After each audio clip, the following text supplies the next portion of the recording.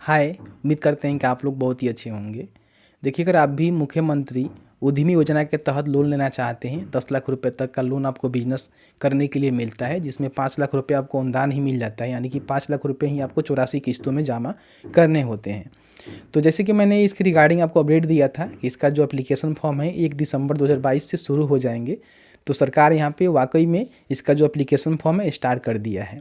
तो अगर आप भी 2022 के लिए मुख्यमंत्री उद्यमी योजना के तहत फॉर्म को फिल करना चाहते हैं, 10 लाख रुपए तक का लोन लेना चाहते हैं, तो ये वीडियो आपके लिए है, क्योंकि इस वीडियो में एक लाइव फॉर्म फिल करके दिखाएंगे, जिसमें बताएंगे कि आपको जो है 2022 में किस तरह से फॉर्म को फिल करना है। यानी कि इसका जो फॉर्म फिल करने का तरीका है पूरे इसमें बदलाव किया गया है। अलग अलग जो है कैटेगरी में परियोजना को बांटा गया है, और साथ ही साथ यहाँ पे अब जो है सेविंग अकाउंट पर भी इस फॉर्म को आप फिल कर सकते हैं। ज़्यादा यहाँ पे डॉक्यूमेंट्स देने की आपको आवश्यकता नहीं है, यानी कि करेंट अकाउंट जीएसटी का कोई मतलब ही नहीं है। आप अपने सेविंग अकाउंट पे आपने कभी भी अकाउंट खुलवाया होगा तो उसके माध्यम से इस फॉर्म को आप फिल कर सकते हैं।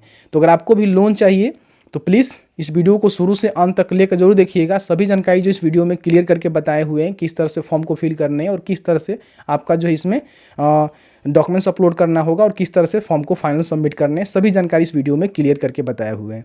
तो प्लीज़ वीडियो को लाइक करिएगा, और इससे संबंधित कोई भी आपका प्रश्न होगा तो आप हमें मेल कर सकते हैं, सोशल मीडिया के माध्यम से हमें जो है कनेक्ट होकर मैसेज कर सकते हैं। तो चलिए आज का वीडियो शुरू करते हैं। सबसे पहले अपने कंप्यूटर के ब्राउज़र में टाइप करना है udyami.bihar.gov.in। इस पोर्टल का लिंक आपको डिस्क्रिप्शन बॉक्स में मिल जाएगा, जहां से क्लिक करके इस पोर्टल पे आ सकते हैं। यहाँ पे आने के बाद आपको जो है पंजीकरण करे के ऑप्शन पर क्लिक करना है। यहाँ पे अपना प्रथम नाम, मध्य नाम, अंतिम नाम लिखना है, जो भी आपके एजुकेशन सर्टिफिकेट पे है या फिर आधार कार्ड पे है। उसके बाद यहाँ पे मेल आईडी आपको देना है। मेल आईडी पूरी सही तरह से आपको फिल करना है। यहाँ पे अपना लिंक बताना है, और उसके बाद यहाँ पे एक मोबाइल नंबर आपको वो देना है जो आपके आधार से लिंक हो, ठीक है। दूसरा कोई मोबाइल नंबर दीजिएगा तो आपका आधार सत्यापन यहाँ पे विफल होगा, सफल नहीं हो पाएगा। उसके बाद यहाँ पे आधार नंबर आपको देने हैं, और इसके बाद आवेदन का प्रकार आपको बताना है। अगर आप अनुसूचित जाति, अनुसूचित जनजाति से हैं तो इसको सिलेक्ट कर सकते हैं। अति पिछड़ा वर्ग से हैं तो इसको सिलेक्ट करेंगे। महिला कोई उद्यमी है, वो किसी भी वर्ग से आती है तो महिला उद्यमी सिलेक्ट कर सकती है। लेकिन अगर आप जनरल से आते हैं, पिछड़ा वर्ग से आते हैं, तो आप जो है युवा उद्यमी के तहत फॉर्म को फिल कर सकते हैं। तो सिलेक्ट करने के बाद OTP प्राप्त करे के ऑप्शन पे आपको क्लिक करना है। जैसे ही क्लिक करेंगे तो यहाँ पे कहेगा कि आप जो है अति पिछड़ा वर्ग सिलेक्ट किए हुए हैं और आपका मोबाइल नंबर ये है। इसको कंफर्म करने के लिए ओके करें, नहीं तो कैंसिल करें। तो मेरा सही है, ओके के ऑप्शन पर क्लिक करेंगे और थोड़ा सा आपको वेट करना है। यहाँ पर आपका जो है आधार सत्यापन किया जा रहा है। तो देख सकते हैं कि OTP पासवर्ड को सफलतापूर्वक भेजा गया है। तो अब आपके नंबर पे, जो भी आपके आधार से लिंक मोबाइल नंबर है, उस पर एक OTP आया हुआ है, उस OTP को यहाँ पे डालना होगा। तो मैंने यहाँ पे OTP डाल लिया है। सत्यापित करे के ऑप्शन पर क्लिक करेंगे। तो जैसे ही आपका OTP यहाँ पे वेरीफाई हो जाता है, अब यहाँ पे लॉगिन करने के लिए बोला जाएगा। तो आधार नंबर आपको यहाँ पे डालने हैं। उसके बाद पासवर्ड आपके मोबाइल नंबर पर सेंड किया गया होगा, उस पासवर्ड को डालने हैं और लॉगिन के ऑप्शन पर क्लिक करने हैं। तो जैसे ही आप लॉगिन कर लेते हैं तो आपके सामने जो है कुछ इस तरह का इंटरफेस आएगा, जहाँ पे सबसे पहले व्यक्तिगत जानकारी आपको भरना है। उसके बाद शिक्षा, बैंक ब्यूरर, दस्तावेज अपलोड करने हैं, और लास्ट में आपको सेटिंग करने हैं। तो यहाँ पे सबसे पहले व्यक्तिगत जानकारी में आपने रजिस्ट्रेशन करते समय अपना नाम वगैरह दिया हुआ है, जो आपको यहाँ पे दिखा रहा है। अब यहाँ पे प्रोजेक्ट का जो टाइप है आपको सिलेक्ट करना है कि आपका प्रोजेक्ट का टाइप क्या है। तो इसमें आप देखेंगे कि आपको जो है कैटेगरी A, कैटेगरी B और कैटेगरी C ही यहाँ पे दिया गया है अब की बार। तो इसको वेरीफाई करने के लिए आपको उद्योग विभाग के ऑफिशियल पोर्टल पे आना है, और यहाँ पे देख सकते हैं कि उद्यमी योजना जो कि 1/12/2022 से शुरू हो रही है, उसकी पूरी जानकारी लेने के लिए यहाँ क्लिक करें। यहाँ पे आप क्लिक करेंगे तो आपके सामने जो है एक यहाँ पे देख सकते हैं कि जो प्रेस रिलीज है वो जारी किया गया है। तो जितने भी यहाँ पे परियोजना है उसको जो है 3 कैटेगरी में बांटा गया है। जैसे कि A कैटेगरी में देखेंगे कि 5000 आवेदन कुल 51 परियोजना के लिए स्वीकृत किए गए हैं। कैटेगरी B में देखेंगे 2000 आवेदन सिर्फ चर्म एवं वस्त्र तथा खाद्य प्रसंस्करण क्षेत्र के लिए स्वीकृत किए गए हैं। कैटेगरी C में देखेंगे तो 1000 आवेदन का यहाँ पे चयन बियरा के लिए किया गया है। तो टोटल जो है 8000 लोगों का सिलेक्शन होने वाला है। तो यहाँ पे देख सकते हैं कि कैटेगरी A दिया गया है। तो कैटेगरी A में 51 जो है पॉपेट क्षेत्र रखे गए हैं, ठीक है। तो यहाँ पे जैसे कि आप देखेंगे कि कौन सा परियोजना लगाना चाहते हैं उसका पूरा यहाँ पे डिटेल्स आपको मिलेगा। उस तरह से कैटेगरी B में आपको मिलेगा और उस तरह से कैटेगरी C में मिलेगा। तो जो भी आप काम करना चाहते हैं, मतलब जो भी आप उद्योग लगाना चाहते हैं उसके हिसाब से यहाँ पे देखेंगे कि आप जो है कौन सा कैटेगरी में आ रहे हैं। ठीक है, तो यहाँ से देखने के बाद उसी कैटेगरी को आपको यहाँ पे बताना होगा कि आप जो है कौन सा प्रोजेक्ट टाइप में कौन सा कैटेगरी के अंदर आ रहे हैं। तो यहाँ पर सिलेक्ट करेंगे तो उसके अकॉर्डिंग जो प्रोजेक्ट का नाम है आपको यहाँ पे मिल जाएगा। ठीक है, जो भी इसमें इंक्लूड होगा तो उसको आपको यहाँ से सेलेक्ट करना होगा। ठीक है, तो यहाँ पे देख सकते हैं कि काफ़ी सारे आपको ऑप्शन यहाँ पे मिल रहे हैं। जो भी ऑप्शन आपके लिए है, जैसे कि जो भी आप परियोजना लगाना चाहते हैं, जिसमें भी अपना उद्यम लगाना चाहते हैं, उसको यहाँ से आपको सेलेक्ट करना है। उसके बाद नीचे आएंगे तो यहाँ पे देख सकते हैं कि लिंक सेलेक्ट रहेगा। जन्म तिथि आपको यहाँ से बताना है, कैलेंडर से आप चूज कर लेंगे कि आपका जन्म तिथि क्या है। उसके बाद माता पिता अभिभावक का नाम आपको यहाँ पर लिखना होगा।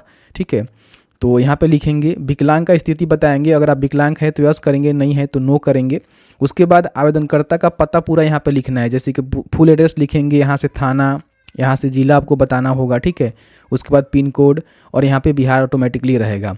उसके बाद आपका जो हाइगर एजुकेशन है क्या है, जैसे कि आप सभी जानते हैं कि इसके लिए इंटरमीडिएट पास हैं, डिप्लोमा ITI पास हैं, तो आप इसको फॉर्म को फिल कर सकते हैं। लेकिन अगर आप उससे भी ज़्यादा पढ़े लिखे हैं, जैसे ग्रेजुएशन किए हुए हैं, पोस्ट ग्रेजुएशन किए हुए हैं, PhD किए हुए हैं, या फिर अन्य कोई सर्टिफिकेट होल्डर हैं, तो आप यहाँ पे उसको ही सिलेक्ट करिएगा। तो जैसे कि मान लीजिए हमने जो है ग्रेजुएट किया हुआ है तो हम ग्रेजुएट यहाँ पे सिलेक्ट कर लेंगे। लेकिन न्यूनतम शैक्षिक योग्यता जो है आपका कम से कम ITI, डिप्लोमा, इंटरमीडिएट होना चाहिए। ठीक है, तो इस बात को समझिएगा। तो न्यूनतम हमारा जो उम्र शैक्षिक योग्यता है उसको हम इंटरमीडिएट ही बता देते हैं, क्योंकि हम इंटरमीडिएट पास हैं, कम से कम इस चीज़ बताना होगा। उसके बाद सेव के ऑप्शन पे क्लिक करना होगा। जैसे ही आप सेव के ऑप्शन पर क्लिक करेंगे तो आपका जो व्यक्तिगत जानकारी है यहाँ पे सेव हो जाएगा।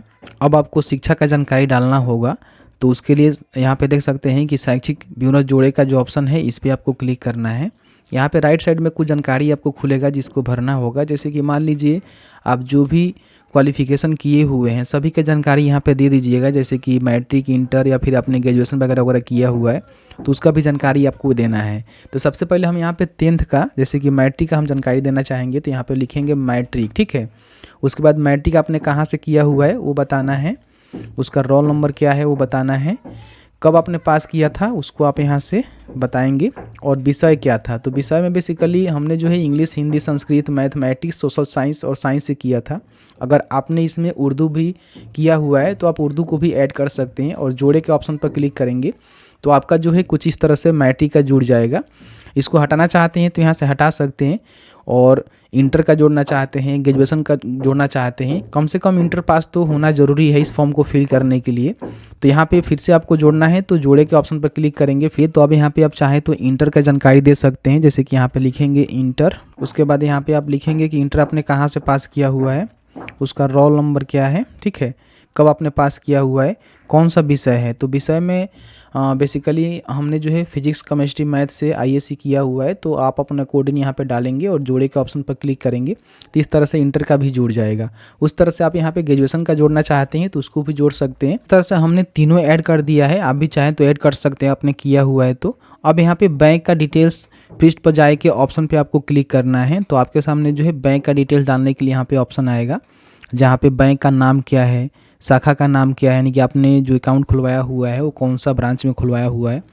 खाता का प्रकार में देखेंगे कि यहाँ पे करेंट अकाउंट आपके पास है तो वो भी दे सकते हैं, सेविंग अकाउंट है तो वो भी दे सकते हैं।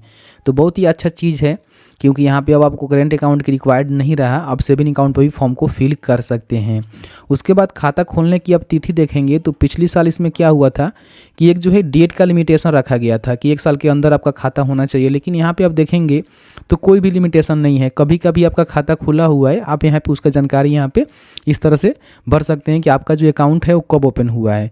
तो खाता खोलने का जो तिथि है आपको पता नहीं है तो अपने पासबुक को देखेंगे, आपको मिल जाएगा कि आपका जो पासबुक है वो कब इशू हुआ है।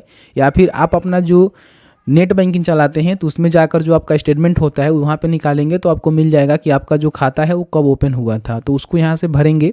उसके बाद IFSC कोड लिखेंगे, अकाउंट नंबर लिखेंगे और सेव के ऑप्शन पे क्लिक करेंगे। तो यहाँ पे आपका खाता का भी जानकारी ऐड हो चुका है। अब यहाँ पे आपको डॉक्यूमेंट्स अपलोड करने हैं। तो डॉक्यूमेंट्स में आप देखेंगे कि सबसे पहले यहाँ पे दस्तावेज के नाम लिखा हुआ है, दस्तावेज अपलोड करने का यहाँ पे ऑप्शन दिया गया है, और जो भी आप अपलोड करेंगे तो यहाँ पे आपको जो है उसका व्यू करने का ऑप्शन मिलेगा।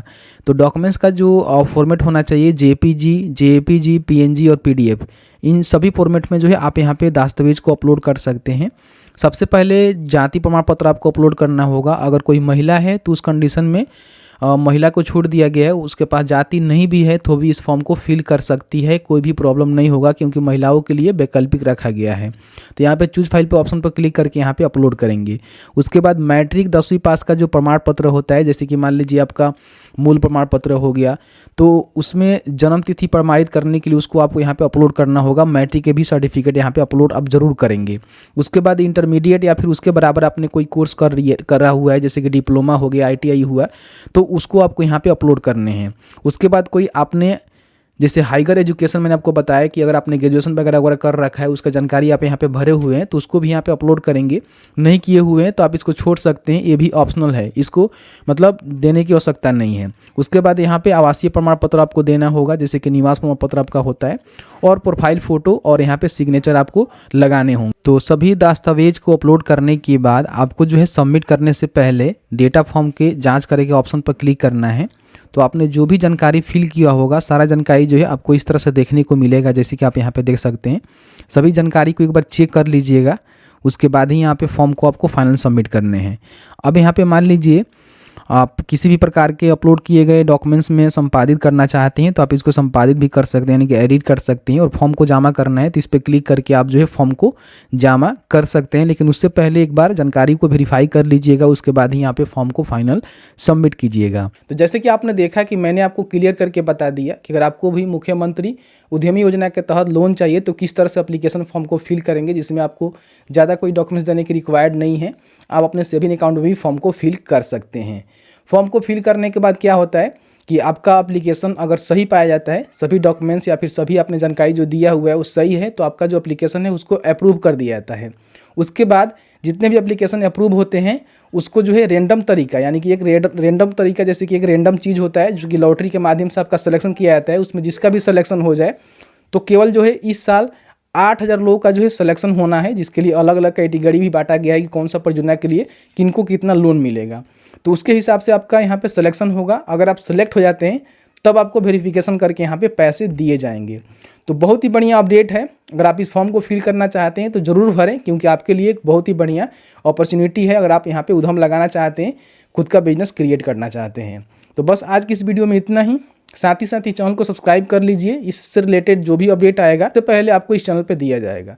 तो बस आज की इस वीडियो में इतना ही। वीडियो थोड़ा सा भी अच्छा लगा है तो वीडियो को लाइक करिएगा, और आपके मन में कोई भी सवाल होगा तो आप हमें कमेंट सेक्शन में या फिर मेल के माध्यम से या फिर सोशल मीडिया के माध्यम से DM भी कर सकते हैं।